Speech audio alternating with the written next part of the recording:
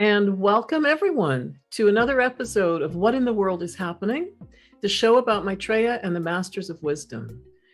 I'm Sabina Qureshi, broadcasting live from Edmonton, Canada. And with me today is Yvonne Lewis in Chicago, USA. Hi, Yvonne. How are you doing?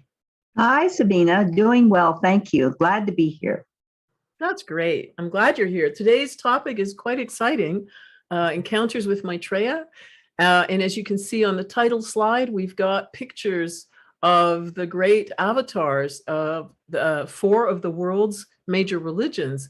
And we're going to explain why we've got that up on the screen in just a second. I'd like to tell you before that we broadcast live every second and fourth Saturday of the month. And you can find us on Zoom, Facebook Live, YouTube, and Twitch. And at the end of the show, we'll do 30 minutes of transmission meditation. It's a free and powerful group meditation. We invite you to join us. Anyone over the age of 12 can do this meditation. So now, to talk about encounters with Maitreya, Yvonne, do you want to comment on why we have these four images up on our title?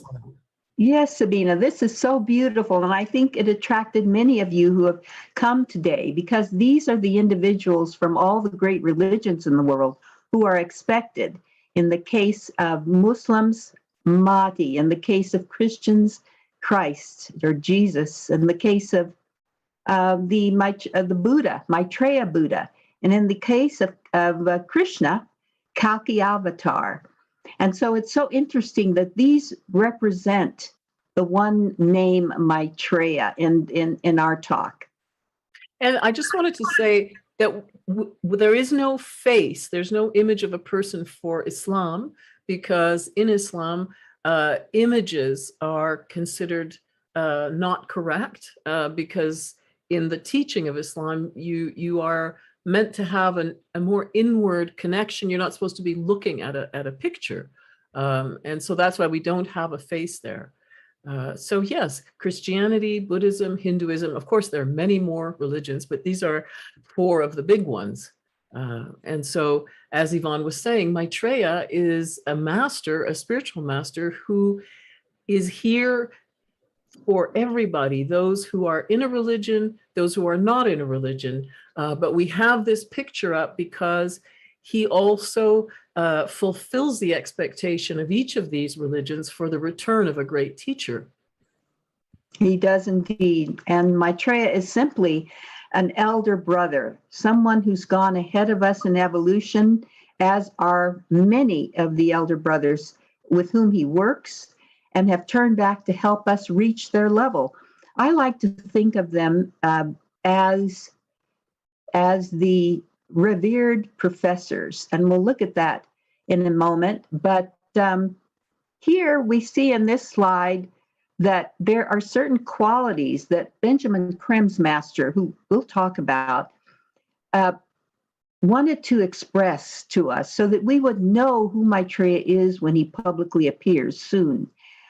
He said in this message or an article, when men see Maitreya in full and open view, they will find much to admire. His grace and joy, his modest wisdom, and all-inclusive love, his readiness to share all that he has and is with men of every station. Yeah, and that's important because Maitreya doesn't see any distinctions between those who, for example, have a lot of money or those who have no money, those who have public status in society and those who don't. For him, each one of us is a divine being, and he sees all of us as being the same in the sense that we all have the same stature as a divine being. We're all at different stages of our development, but what he's interested in is the essence of who we are. And he always talks about how you will see him in your heart. That's where you really connect with Maitreya. And the reason I was attracted to this story was that it talked not only about the individual divinity, but it talked about the whole of humanity, how important every individual in the world is, and that we're moving in this new age toward an age of inclusion. And that is not just a sideline issue.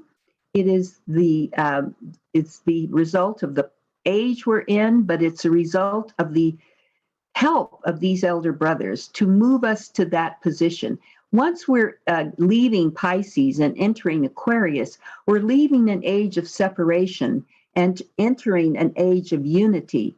And so that it has brought these masters of wisdom forward, because as you can see in our world, we're talking ideal situation, but in our world, we have such chaos, and it is involved in the clashing of these two ages, where we have most of the people feel that, oh, leave things alone, everything's fine as it is, and I don't that's know, not working. Yvonne.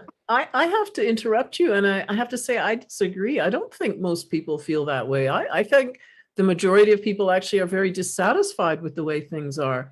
I know there are some people who want to leave things the way they are, but maybe, well, my idea is that those are actually fewer than the majority. We'll have to agree to disagree on how many there are who want things to stay the same and how many don't like the way things are. But I just think most people are not satisfied and think things need to be different. I suppose my mind was thinking of those who are so few are the ones who have the power at this point. And what we're saying is that everyone, in sharing, we're not only talking about sharing the goods of the world, but sharing the feelings toward one another of everyone is adequate. Everyone is a good person, and given the proper life, they will show their creativity and fantastic abilities as everyone else does. So I do see your concern, and I wanted to just mention that this is now leaving a time of individuality, even individual leaders, and moving into an area of group work. And so we see that all the changes that are being trumpeted are done by large groups of people who gather together and protest and make their voices known, even though it's difficult to do so. Right. And so Maitreya is very much a part of this, because he, as one of the masters of wisdom, has a different perspective on what's happening in the world and who we are. And, the masters see much more broadly than we do. They see vast vistas of time. And so they have a different perspective than we do. And that's why really their counsel is something that is very valuable for us, because they are aware in ways that we're simply not able to. Now, we talk about a spiritual hierarchy, which means simply that they are a group. They work as a group. And as you know, as we all know, when you're in a group of people, there's always some people who are they have more qualities of one type, other people have qualities of different type. So the word hierarchy here refers to the fact that there's a recognition of people's capacity.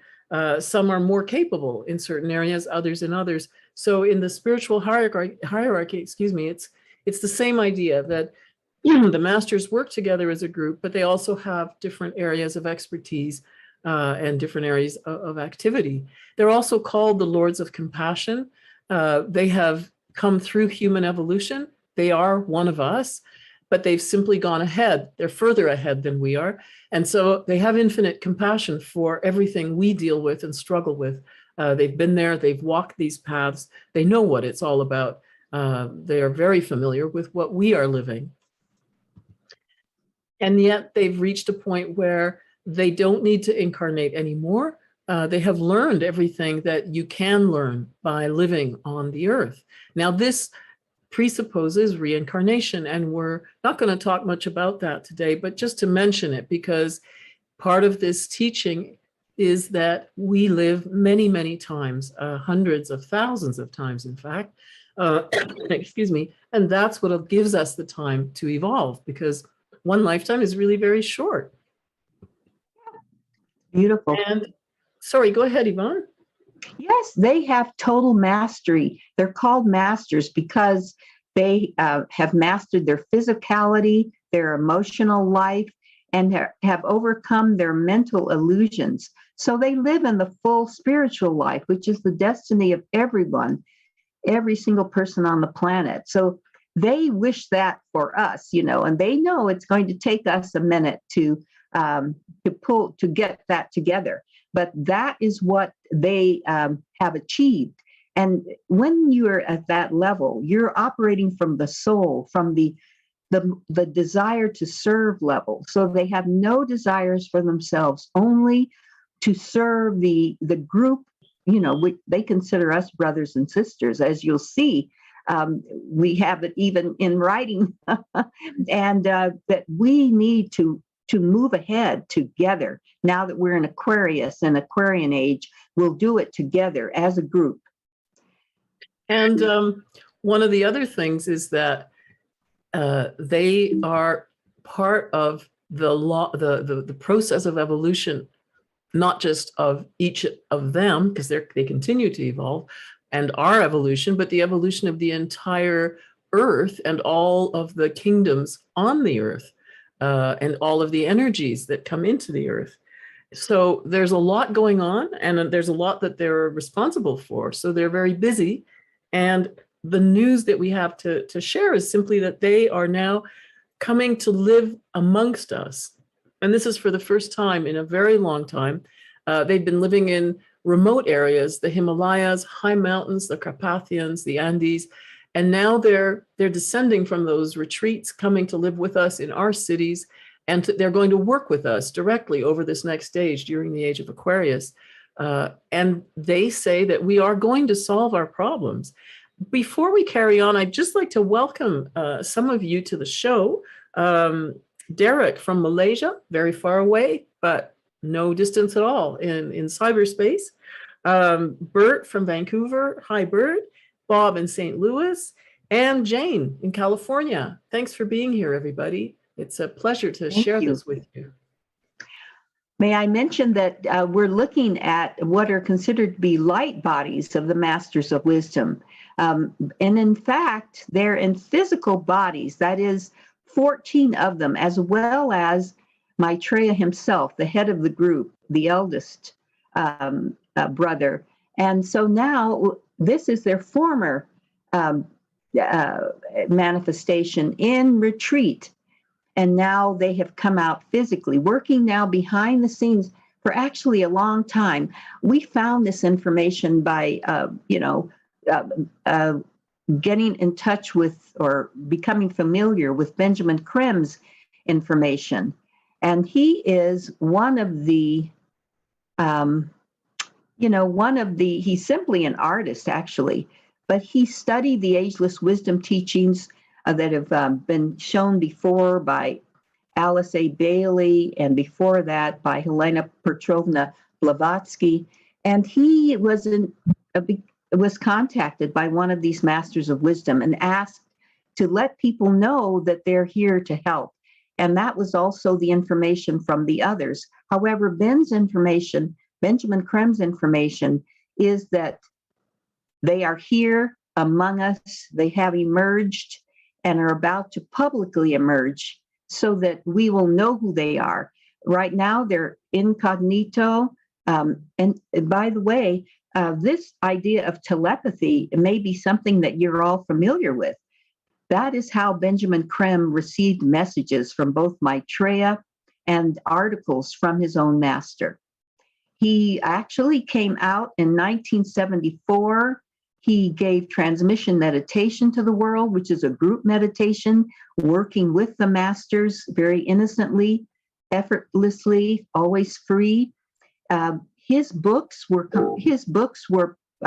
compilations of his public lectures, which many of us heard, and his radio and TV interviews.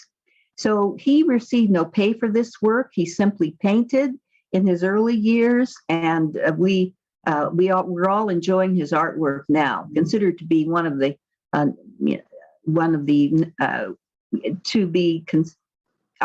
don't know, what would you say, Sabina? What kind of artist would you say Benjamin Krem was? Well, his early work was more of what you'd consider traditional art, in the sense that he was following in the footsteps of, for example, the Cubists, and later schools as well. But after he, excuse me, after he was contacted by his master and began to really work as a disciple of his master, the art that he produced later is called esoteric art. But we've done a show about that, in fact, and you can find it on Share International Canada Facebook's page.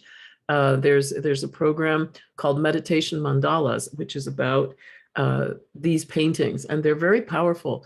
I've got one of them behind me here, a lithograph of one of them, and I think, Yvonne, you've got one. And I have one behind me. Oh, that's right. And they're just beautiful. They're actually mandalas, as you would say. And many of you who are listening and watching today know what a mandala is. It has more activity than a simple painting. That's right. And we wanted to mention briefly that of the books that Benjamin Creme wrote and which were published by Share International Foundation, 4 of them are available for free download if you're interested at share-ecart.com. And we'll mention that again at the end of the program. But it's nice to know you can actually access this information right now. No delay required. One of those books is Transmission, a meditation for a new age. So that should be revealing to you, all of you who are meditators and wonder, well, how does this fit? And it fits. Right. So we're going to go on to talk about, sorry, Yvonne, were you going to say something more? No, I think we can go on. So who is Maitreya? He's the eldest, as you were saying, of the group of Masters of Wisdom. And he's here with us during the entire age of Aquarius. Now, these ages are about 2,125 years long. So it's a long time that he's going to be working with us. He's the head of this group called the Spiritual Hierarchy, and he embodies love. Love is what flows from him to us. He's connected to each and every one of us through this love. And he's aware of each and every one of us as well, which is quite amazing to imagine. He's come now, like the other masters, from his retreat in the Himalayas. He's come to live with us, and he's in a body that is indestructible. That means that he cannot be assassinated, for example. You could shoot him, but nothing would happen. He would disappear and then reappear. Oh, okay. I didn't know that. Yeah. That's interesting. He's expected by all the major religions as a teacher, a great teacher. He'll be with us, as I was saying, for this entire age. And he's simply awaiting an invitation from us through the world's media to begin his open mission. So what this means is simply that he's here, but he cannot announce himself publicly, saying, I'm Maitreya, until he's invited to do so by us, because the masters can't infringe our free will. So they can only do what we ask for or what we want. And that's a very important part of the teaching that they give out and that they live by, because real learning and real growth takes place when we do it freely, when there's no obligation and no pressure. We'll see later that many individuals, and even publicly on TV, have had contact with Maitreya. And in that, he presents these ideas. Yes, this is the right thing. And so what we've garnered, just as a summary, and we're just here to show you, to see what you think. Maybe it makes sense to you. But the idea is that we have to change the world to fit our ideals. The ideal that everyone should have food, everyone should have water, clothing, safe shelter, education, and healthcare. There should be it's a desecration to have people who are unhoused and starving to death in this world where there's plenty for everyone. And healthcare is very important. The most important part of this is that if we desecrate, and animals are address this all the time, they never desecrate their environment where they live. They go outside their environment, and in this case, we're desecrating the environment of our Earth, and that has to be corrected immediately. Right. So these are Maitreya's priorities.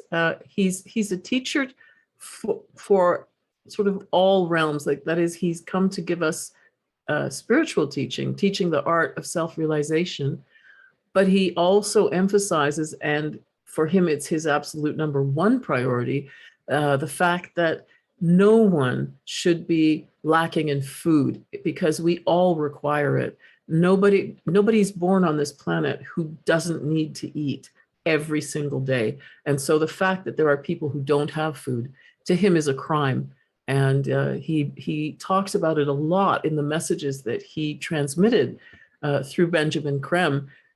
And this is something that combines lofty ideals. We talk about ideals. They usually are very lofty because they are beyond what we now have. But his teaching combines those ideals with something very fundamental and basic, these priorities, which we also recognize. I mean, we've created the Declaration of Human Rights, which Article 25 lists these very necessities, because we've recognized that that's something that is fundamental for every single human being. Nobody can live without food or water. It's just impossible. As these priorities become our priorities, then the masters and Maitreya can step forward to help us publicly. But until we see that everyone is due these basic necessities of life as a human right, they are bound, as Sabina said, by the law of free will. We have to want it too. Well, and Maitreya's solution, how to bring about these changes, is through sharing. Now we have a question. I want to just welcome Chris in San Francisco and Charlene in Johannesburg. Thank you for joining us. It's a pleasure to be with you today. We feel so connected through well, it's an amazing thing, this technology that allows us to be connected to each other and cut through space like that. It's incredible. It's wonderful. We have a question from Bert in Vancouver. How do we change the world when the government is controlled by the 1%? Absolutely, a very, very pertinent question. And one of the things Maitreya has emphasized is people power, that each of us has a voice and that we need to use it, that these changes will come about because each one of us works to make them come about. We actually have to push that 1% in the direction that we want them to go. Because we know that politicians at the sort of, well, I don't know how to put it exactly in a delicate way, but politicians will respond to pressure when they see that the tide is turning, when they become aware that public opinion has shifted and now everybody thinks this thing is a good thing, then suddenly that politician will say, oh yes, and I think this thing is a good thing. So the way to get them to do it is pressure. Now, there may be forces vested against those changes. There may be forces that don't want those changes, but we outnumber them. And I think we don't know yet what our real power is. We've just begun to see it. I think it's the tip of the iceberg, what we've been seeing in terms of protests on the street, mass movements. We're just at the beginning of something that I think is going to revolutionize the world. And we've talked about this in previous programs, and it's something we'll probably return to again and again because it's so important, and it's really what's taking place in our world these days. And the ordinary people, excuse me, Sabina, are nonviolent and compassionate of one another. So we're talking about, in a compassionate way, sharing invokes that idea that everyone deserves all of this. However, you wonder, these are wonderful people who have amassed billions of dollars, and yet, we have to still consider them to be our brothers and sisters, and yet taking the wrong path, not understanding how important sharing is, how important all of the people are as brothers and sisters on the planet. And one day they will see that. That is the hope. Right. Yeah. Well, and we do see change over generations. We see that there's much more of a belief that the government has to be active in making these changes. That belief is much stronger now than it was, for example, 40 years ago. So there's a lot of change taking place, and I think we are a witness to, so we're at a turning point. I think it's really the beginning of something new. Let's go on to, yeah, sorry, I wanted to say that until we approach that critical turning point, that the masters of wisdom have still, as you can think of, they're not parents, but as older brothers and sisters would try to help you when they see you going astray in a family, that sort of thing. They've been trying now since the 70s to help us behind the scenes in physical bodies, Maitreya in a physical body. And so in this way, they're trying to point the way to us, as in a family, someone would try to intervene or point the way, but they can't make the decision for you. So that has been their function. They've shown up at rallies. We're going to show you that. They've been among us in physical bodies, showing themselves, but never saying who they are. Right. So we're going to do a very brief timeline now of Maitreya's appearances, just to kind of give an overview. So Maitreya has been, and I believe this is probably true of many of the masters, they over time have always been appearing to people and giving teachings. So, excuse me, that's something that's a constant through human evolution. But what we're going to do now is just give you kind of a timeline of the more recent appearances. So the first one we want to talk about is 2,000 years ago in Palestine, when Jesus of Nazareth was teaching. According to Benjamin Creme, during the last 3 years of his life, he was overshadowed by Maitreya. Now, Maitreya holds the office of the Christ. That's the name of the position that he has, in the same way that we talk about a president or a prime minister. So within the spiritual hierarchy, the office of the Christ is what Maitreya holds right now, and that refers to the love aspect, the unconditional love. And so 2,000 years ago, Jesus was, and he still is, a disciple of Maitreya. And during those last 3 years, he became Jesus the Christ because of this overshadowing by Maitreya. And overshadowing is a process in which a person who has a greater expansion of consciousness is able to express that consciousness through another person whose consciousness is less evolved or expanded. But this is done with the full agreement of the person who's allowing the expression to happen through them. So they're fully conscious, aware of all that's happening at the time, and they give their permission to do this. So it's a cooperating thing. It's like a joint venture. And so it was during those last 3 years of his life that Jesus performed the miracles that we know about from the gospel. And that's because Maitreya was overshadowing him. In 1945, Maitreya made the decision that he would emerge maybe 200 years before expected this would have been. And it was expected that he would come out publicly in 1970 or 52, but that didn't happen. And so in 1977, July 19th, Maitreya said, "I'm coming whether they're ready or not." They saw the fragile nature of our society. And this is simply, again, like a family. You don't want your brother or sister to make a drastic step that will not be reversible. So in that year, he emerged from his retreat in the high Himalayas, spent time on the plains of Pakistan, and then took a flight from Pakistan to London, where he is headquartered, as it were. Mm-hmm. Just simply his point of focus in the modern world. Right. And so I have a question. I'd just like to interrupt right now from Chris. He's saying, how can we be better humans in this life despite the stressful events in the world? And I think that's an important question, because we're all struggling with that on a daily basis. One of the simplest things I believe that we can do that helps, and it has helped me a lot, and that is to practice mindfulness. And there are many, many kinds of, like, even apps for mindfulness, but just to be aware of ourselves. Meditation helps in that as well. The practice of detachment. Maitreya talks about detachment.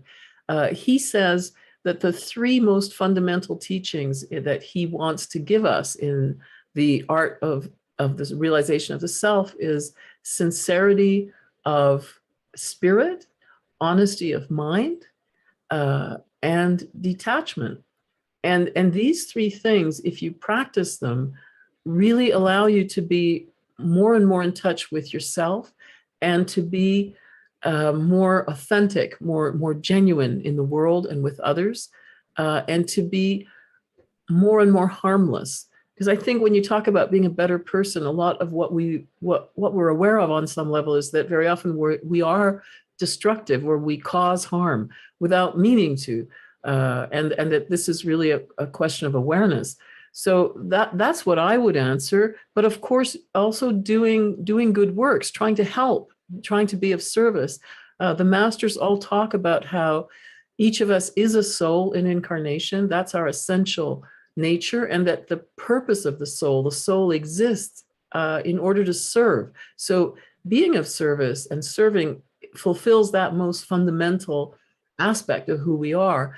And I think when you serve, when you are of service, you can feel that you're really doing what you're meant to be doing. It feels right on some very deep level.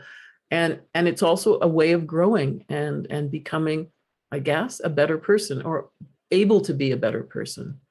I don't know, Yvonne, do you have more to say? Yes, I was listening to one of Maitreya's messages, and that he was saying that exactly. Shine your light in the world.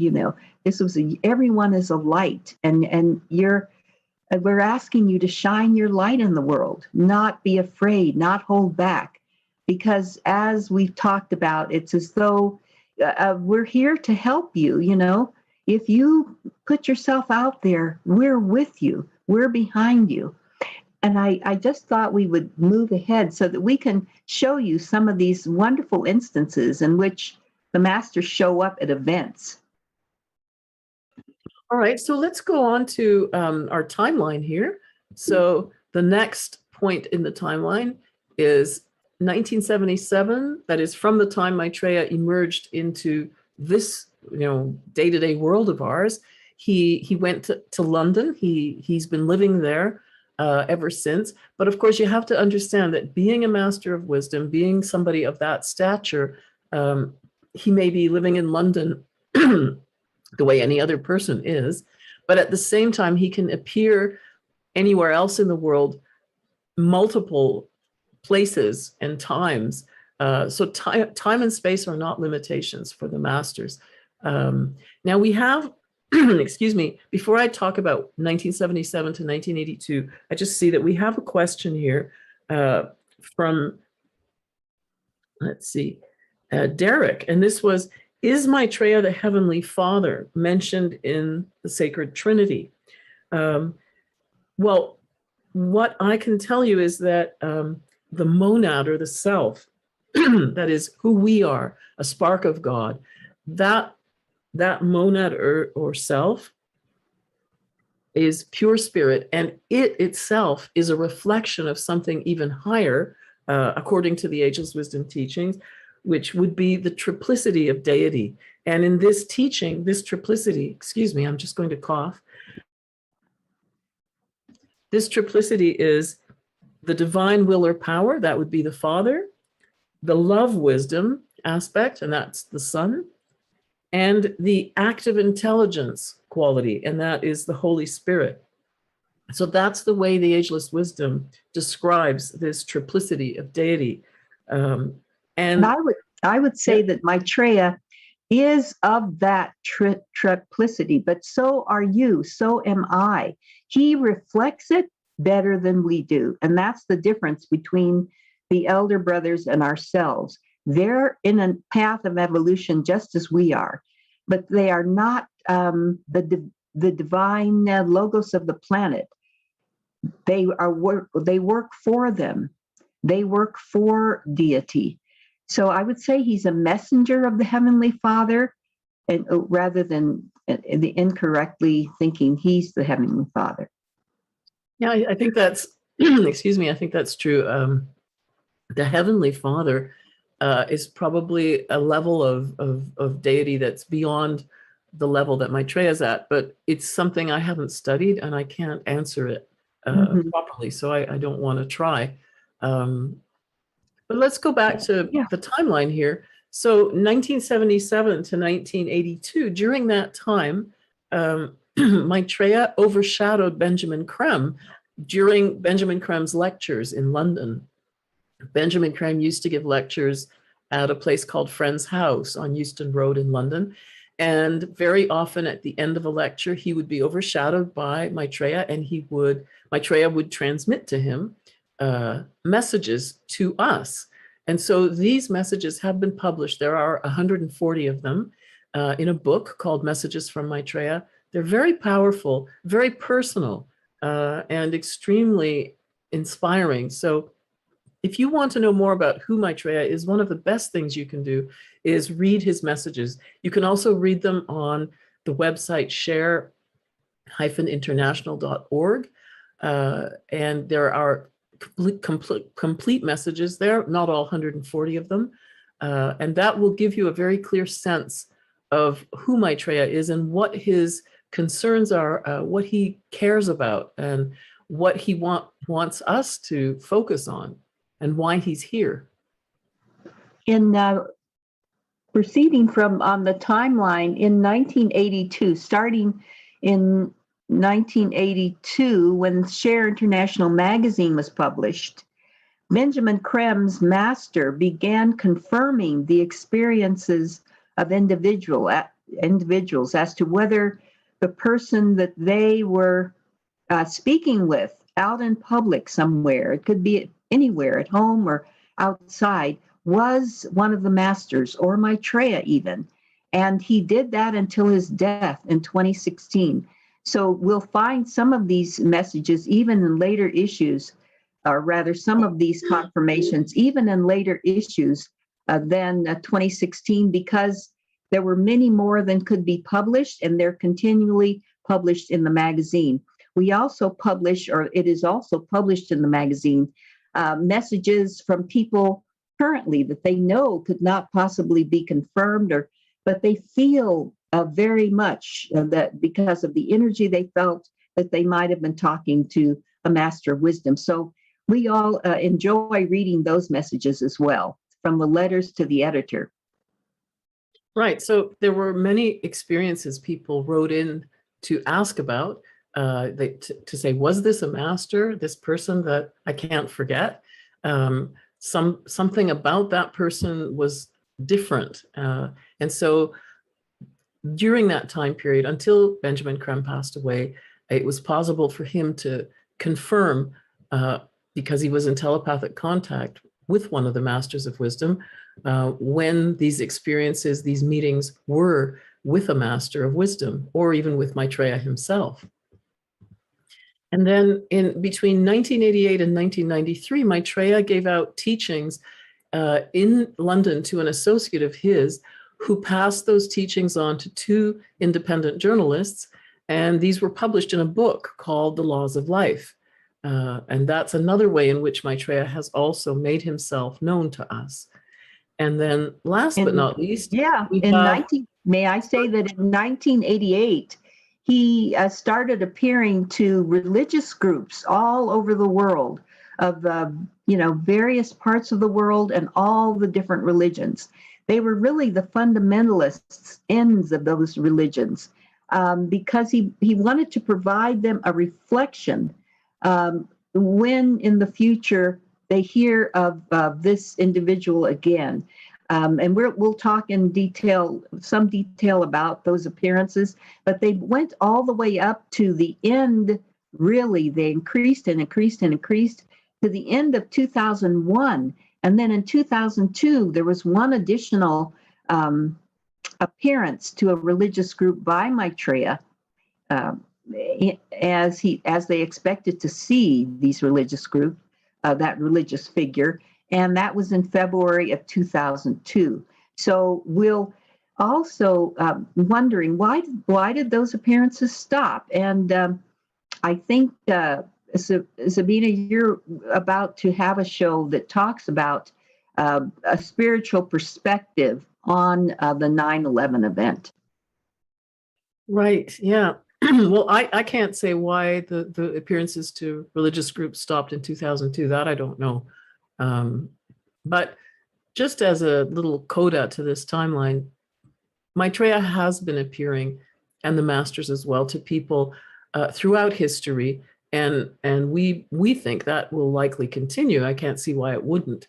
The experiences that we know that were confirmed by Benjamin Krem's master, those of necessity stop into 2016 because Benjamin Krem passed on at that point. But I think this process of being present in our lives, I think that's something constant, and it's something that has always been happening down through the ages. So we wanted to just briefly go through this, that the appearances to the groups at the same time that these took place, some people were healed of illnesses, and water in the area was charged by Maitreya with cosmic energy and became healing, had healing qualities. And one thing that I'm just being reminded of by Cielito, who's doing tech support for us, is that Maitreya and the masters are also the original first responders at disasters. When there's a war, when there's a flood, an earthquake, a tsunami, they are there to help. And they've also been appearing to individuals. And so these experiences have been all across the world to people in every walk of life. And when they appear to people, they can be anything. That is a man, a woman, a child, an elderly person. And these are always meetings that provide some type of either help or teaching, comfort, consolation. And they can be of all types of behavior or demeanor. They can be happy, humorous, making jokes, serious, every single thing you can imagine. The masters have great senses of humor. So very often an experience with a master may really shatter your preconception of what a spiritual teacher is like. So that's something that is also interesting because it's quite different than what we're thinking. And I think we're moving on to the first appearance. Symbolically, perhaps, these appearances to religious groups, now we're going back to religious groups, started in 1988 in Nairobi, Kenya.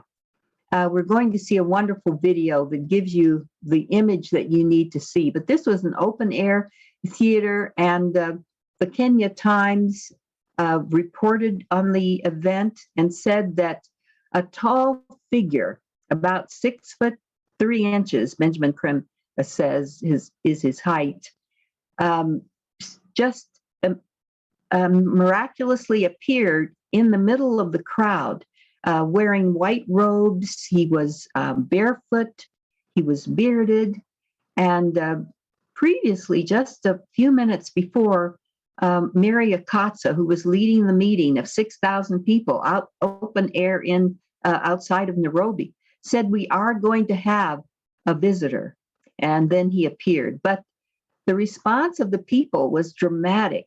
And I'm sure our response on the day that Maitreya declares himself, when that's appropriate, it's up to us when that happens, will be dramatic in that you feel his energy. And many people, when they meet him, as Sabina said, feel an energy of love that is overwhelming. It's wonderful. These people beat their chests. They called him Christo. They recognized him as the person they expected as the Christ, their expected one. They fell down flat on the floor. This is the report of the newspaper. They wept uncontrollably in worship and in prayer, and they shouted, "Hallelujah, hallelujah." I think later on, I think we have a slide of it. Benjamin Creme said that Maitreya said, "Kenya is blessed. Kenya will be blessed." And Maitreya said that he would think of that, of Kenya, that it is blessed. Yeah, so we're going to watch a video of Benjamin Creme talking about what happened that day when Maitreya appeared at that religious meeting.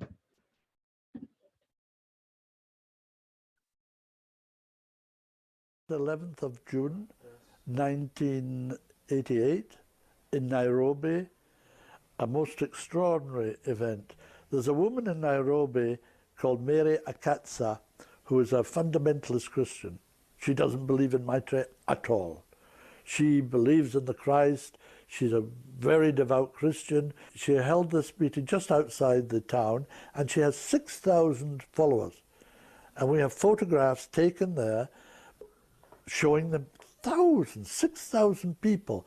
And she said, "God has spoken to me, and we're going to be visited by a great being, somebody very, very important." And suddenly, just beside her, stood this figure of Maitreya, dressed in a long white robe with a white headdress with a blue band round the headdress. And he had a fly whisk in his hand. And he's a tall figure, much taller than the people around. He's actually 6 feet 3 inches tall, and slim, wide-shouldered, and he spoke to the crowds, and they all said, "Ah, ah." They thought he was the Christ. They immediately saw him as the Christ or Jesus, because they're Christians, you know, so they would think Christ Jesus. So, "Jesus, Jesus, Christo, Christo, help me, save me." They were all there for healing. She's an extraordinary healer because Maitreya gives healing through that woman, Mary Akatsa.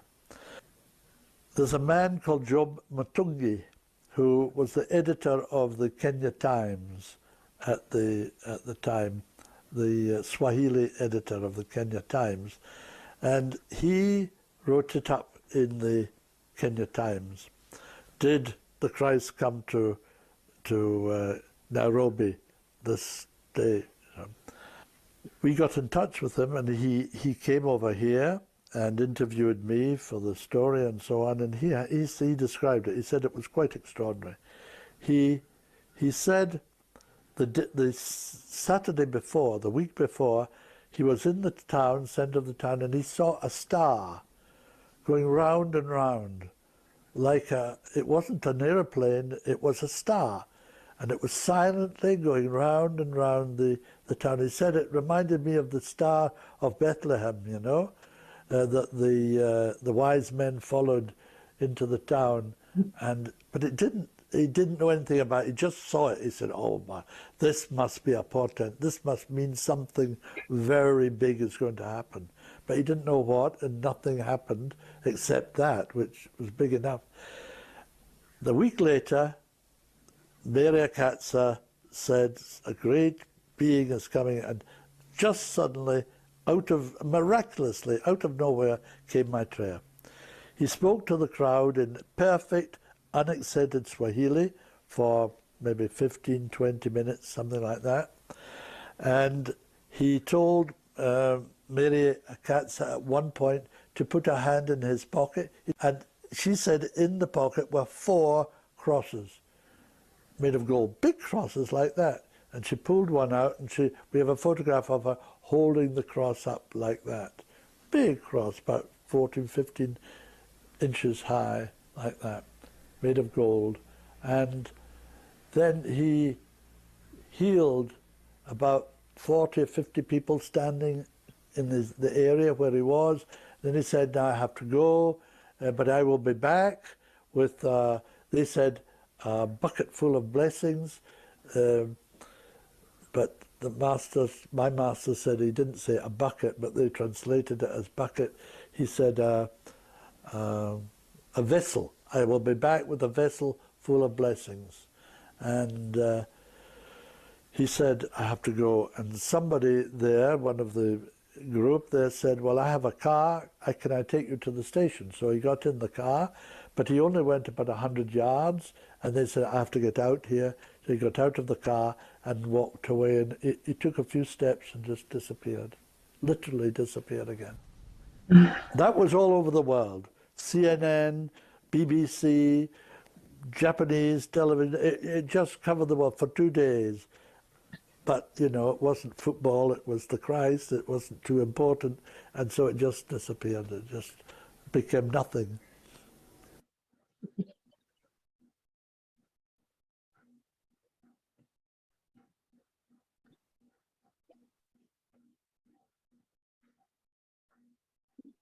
Just for your information,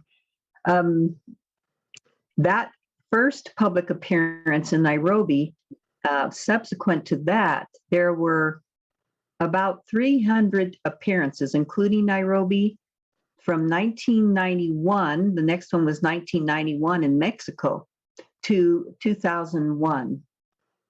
The 2002, if you consider the last, a single appearance in February.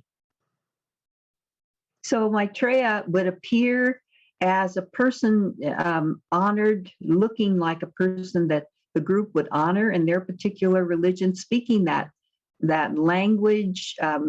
He didn't ever say who he was, but many of the people recognized him. They had various reactions, such as we're showing here in Cairo, Egypt. There were a group of Muslims, and you can find this list in Maitreya's Mission number 3, which is available to see online and to buy at It's a book, right? It's one of Benjamin Crimm's books. It's one of his books. He received a mixed reception there. So there are very different types of receptions. One with Buddhists, he was taken very seriously in Mongolia. Silent wonderment from Muslims in Morocco, a very good response from Buddhists in Thailand. And in Maryland, the gathering was astonished at this. How could this happen? He asked them, San Cristobal, Venezuela, an awed silence. They were a group of Christians. So Maitreya spoke and asked for their help, described his plans, and sort of tried to impress upon them the fact that their religion, you know, is valid, and that their hopes are valid, and that in this way, I think he was trying to give them a reference point for when they see him again. Yeah, it's great to see this list, and just when you look at the book, and there are many more. It's inspiring to realize he has appeared to people all over the world, in every type of religious gathering, and so there are many people who have experienced Maitreya's presence, and of course, as you can see, the the response can vary a lot. Just depends on who's there. But he's definitely been out and about, making himself known. And we want to go on now and talk about times when Maitreya has appeared in public places, not necessarily at a meeting, for example, at mass demonstrations. And so on the screen, we've got 2 photos here. These were confirmed by Benjamin Crimm's master at the Climate Change March in London in 2015. I mean, that's quite a getup. If you look at that picture, the Indian gentleman with the beard and the big turban and everything. And then there's another photo to the right at the anti-war rally in 2003. That was prior to the invasion of Iraq by Bush, Blair, and Aznar. And so he was there as well. That's also been confirmed. And about that particular appearance, we have more information. When he appeared there, he started talking to a couple of fellows who actually wrote about this and wrote into Share International magazine to ask. And there was a camera crew there because it was such a big demonstration. And so these fellows said to the camera people, hey, why don't you interview this fellow? He's so interesting. At that point, they just thought he might be Maitreya or a master. They didn't actually know. And some of the things this man said were so powerful. The world belongs to the human race. The human race belonged to all of us. Speaking the truth and showing out the lies, that's beautiful. So he was talking about what was happening there on the march, the way people were talking about this impending invasion, and how people felt about it. He talked about all the young generation, black, white, they are all here in this place. I love to see that. And I would never miss it for £1,000,000, he said. All my little brothers are there, all my brothers and sisters coming forward, you know. I'm really glad we are waking up. They thought we was asleep. That was Right. cute. And so he was from the Caribbean. There was another man with him, the disciple of another master. But the interview kept going. And he said, keep your eyes on the prize. You've heard this before. And the prize, he says, is humanity, our caring for one another, our sharing justice and peace. That's what I assumed he meant. And he said that if you don't do this, then materiality lies ahead, which I hate to use the color words, but they talk about, that this is not a good thing. We need to do what we're doing. He says, our new generation, have seen the dawn of a new order, and this is a new time. He said, all the politicians are dragging you down and are the new gods. He said, now it belongs to you all. He said, I'm over 72 is what he said. And I'm saying to you, keep the faith, brother. So he really had a lot to say in the way that you would expect him to speak as the man who appeared. Yeah, a wonderful moment, and extremely inspiring words, powerful words. We're going to have to cut short what we had planned to share today because we're coming up to the time to do transmission meditation, but we'll come back in a couple of months and carry on and do the rest of the show that we have planned to share with you about Maitreya's appearances. So I'm going to just jump ahead now in the slide sequence here and go to where we're ready to do meditation. So we want to mention briefly where you can get more information, share-international.org. There are also videos of Benjamin Creme speaking on all of these topics at Share International, the channel Share International on YouTube, and share-ecart.com for books and downloads. And as we said before, there are 4 books that are available for free download. And we encourage you, if you're interested, if you like this information, please go ahead. There's also a magazine. We've referred to the magazine when we talk about people writing to ask about their experiences. It's called Share International, and it's published 10 times a year. You can also subscribe to that at share-ecart.com. You can see abridged versions of it on the website, share-international.org as well. So it's definitely available. And now we'll go straight to transmission meditation. It's a group meditation. There, may I just say that I need, let me correct something. I wanted to say that 12% of the 2017 tax cut could end poverty in the United States. That was a statement from the last time I was a guest on the show. And I wanted to make sure that 2017 was understood as the current time that we're talking about. And thank you for letting me do that. Well, I'm sorry, Yvonne, I'm not too sure what you're referring to. There was a public policy expert who talked about a statistic, and I simply repeated the statistic with the right date, 2017. And now we're going on to transmission meditation. Usually, transmission meditation includes the 4 upper chakras, that is the heart, the throat, and the Ajna Center. So you'll find in transmission, a meditation for a new age, that the word usually precedes that. And I suppose I wanted to correct it, including the solar plexus last time, that it's not usually what is done, what is part of our transmission meditation. But here, transmission meditation is a service meditation. It's a world service that can be performed along with. That is, you have a personal meditation that you treasure, so you continue morning and evening with your personal meditation. But to add this particular group meditation that Benjamin Creme has offered and has been so effective is a way of participating in the salvation of the world with the Masters of Wisdom.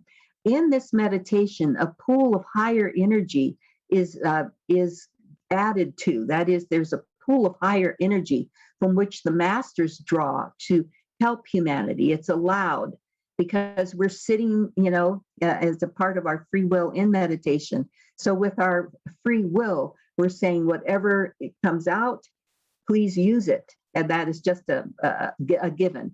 And so that is what actually happens. It's a meditation where we hold our attention at the Ajna Center. It's not too much concentration, but that is the location in the whole energy center system where the masters work. At that center is the soul center. And so at that level, all of these energies can be stepped down. They're coming in, cosmic energies that are useful, but usually bounce off humanity. So as transducers, as energy, converters, our chakras can be used by the masters to convert those energies into usable form for the world. And then the Masters of Wisdom, who are engineers of the energies, can use them where they're needed. So we don't think of that when we're practicing transmission. It's simple. It's very easy. We're simply holding our attention here. And whenever our attention falls, we silently, mentally think Om. That brings the attention back here automatically. And so there's no meditating on Om. There's simply a use of it as a tool to come back to the ajna. We're going to sit for 30 minutes, but usually the meditations which are available, and I think our chat host provides a list of where you can find the Zoom meditation, are available for an hour or more. And they're very productive and actually advance your meditation, your path of evolution, as well as your personal meditation quite far, because they're the meditation of the new age, as it turns out. Well, and just to reiterate, this meditation does not conflict with any other practice you might have. It will enhance it, in fact. So you don't have to feel that there's a conflict of interest there. And anyone over the age of 12 can do this, because below the age of 12, your chakras aren't stabilized yet. And so it wouldn't be good for you to have these energies flowing through your chakras. As Yvonne was saying, we focus our attention here on this ajna. This is the ajna center. That's where it's located. And we just keep our attention there and allow the energies to flow. So it's a very simple meditation. It doesn't involve any kind of special technique. It's the most simple that it could be. And excuse me, as Yvonne was saying, we use the mantra Om to bring our attention back to the Ajna Center here when we notice that our attention has wandered. And you will be aware of thoughts going through your mind, perhaps while you're meditating. There's nothing wrong with that. You can just watch them go by. But the thing is to keep your attention at this spot. Now, one thing we like to say is that you don't have to believe in anything to do transmission meditation. That is, you don't have to believe in energy. You don't have to believe in Maitreya or the masters. It's a technique that is very, it's like gravity. It works. It's there, whether you believe in it or not. So we encourage you to try it and see if you like it. Yvonne was also saying that it's so powerful that it will advance your personal evolution a lot. Benjamin Creme said 1 year of consistent transmission meditation done correctly would be the equivalent of 10 to 15 years of solo meditation. So it's extremely powerful. We're And going to start. sorry? We always start the meditation with a great mantra given by Maitreya in 1945, the Great Invocation. And you see it in other groups because they also talk about Maitreya and they also talk about the Great Invocation. It is a very profound mantra that connects us. It's like a bell, as Benjamin Creme has said, that allows the masters to know that we're here, we're ready, and they are ready to work with us. And just before we start, I would like to say that if you find that this information resonates with you, if you feel that there's something in it that's valuable, please share the link for the Facebook video with your friends, because to inspire, to uplift, this is something very positive, and we need all of that we can get. That's why we do these programs, because we want to share something that we find uplifting and inspiring. So if you feel the same, please do share it. And that will be a very positive action to take. This information gives you hope. It gives you hope that there are solutions and that we can work together to make things the way they should be, non-violently, but together. So we must work in groups. Individuals are not going to be able to work alone and achieve much. Yeah, so true. That's right. So how we'll start the meditation is that one of us will say the Great Invocation, the other person will mute out, and I invite all of you to say the Great Invocation together with us. That's how we do this meditation when we meet in groups. We say it together to start the meditation. And then once we've said it, we simply sit and keep our attention at the Ajna Center and let the energies flow. Now, during this pandemic, people haven't been able to meet in person, so people are using Zoom as a technique of connecting with each other in order to meditate together, each one in their own home, but connecting across space. So as Yvonne said, John, our chat show host, has put the links for these Zoom meditations in the chat, and so you're welcome to join. I think you'll find it extremely uplifting. Yvonne, would you like to say the Great Invocation today? Yes, and will you keep the time for us? Yeah, I'll set that now. Okay, thank you so much, Sabina. And we'll come back on, we'll stay on the whole time for half an hour. We'll say goodbye at the end of the half hour, and please feel free to keep meditating if you like it. And we also look forward to seeing you again another time. We certainly do. Thanks for coming. And now, the Great Invocation.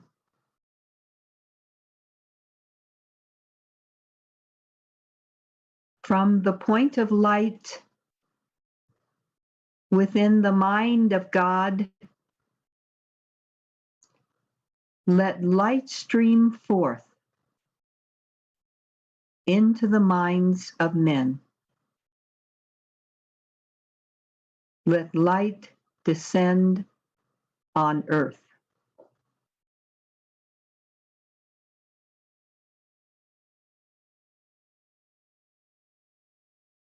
From the point of love within the heart of God,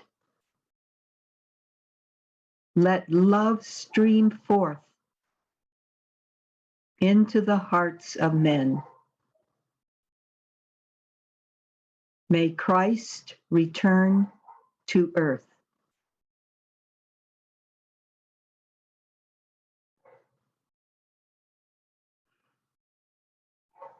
From the center, where the will of God is known, let purpose guide the little wills of men. The purpose which the masters know and serve.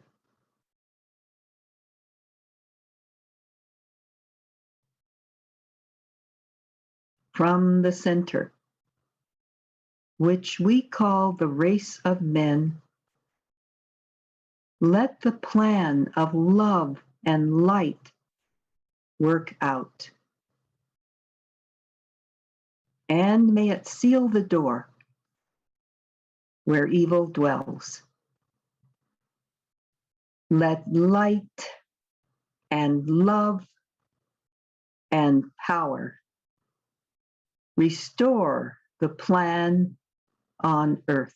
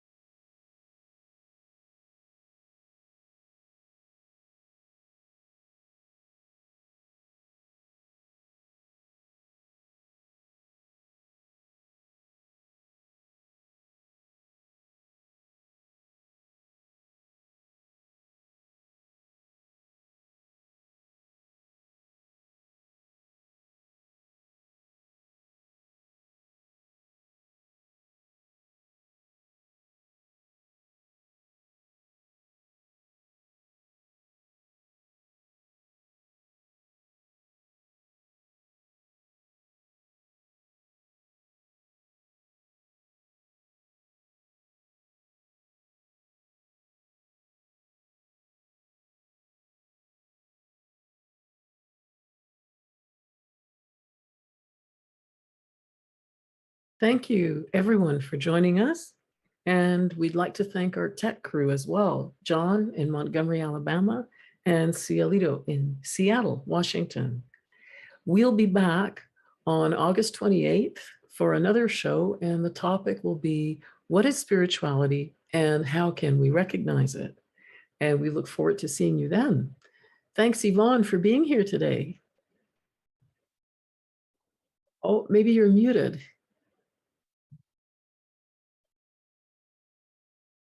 Well, we'll be back, Yvonne and I, to continue talking about Maitreya's appearances in a few months. We'll post that on Share International Canada's Facebook page. So do check in and join us on August 28th. I hope Thanks you've again. seen this as a message of hope from a voice of urgency and from a voice of reason, that both voices can be heard. And what we want to talk about next time are some amazing slides and of appearances of Maitreya as women and girls in a multiple guise. And so they're fascinating, and it's just a little more to talk about and to be exposed to for your own interest. Thank you so much for having me, Sabina, and I appreciate all of you who have shown up and stayed on to listen. See you next time. And do share this if it inspires you. Pass it on. Thank you very much. Bye-bye. Bye-bye.